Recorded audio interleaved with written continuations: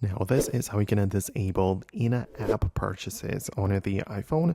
Let's get started. If it's your first time in here, most definitely subscribe for more tutorials and videos like this one. Okay, so at first you of course have to go to the settings app of the iPhone or iPad. It's going to work the same way, but I want you to go to the screen time section where you can manage all of the different restrictions and other things which can stop certain features of the device.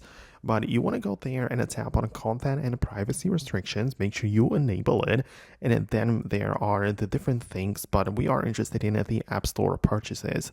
And you can see that you can disable installing apps or literally not allow deleting apps. So plenty of interesting things going on, but naturally we have the in-app purchases. When you get inside, only two options, either allow or don't allow. And when you don't allow it, it means that the device will be able to download apps from the App Store, whatever. But if there is like an in-app purchase, for example, a subscription that you can start, well, this is going to be disabled and it's simply not going to work on this device.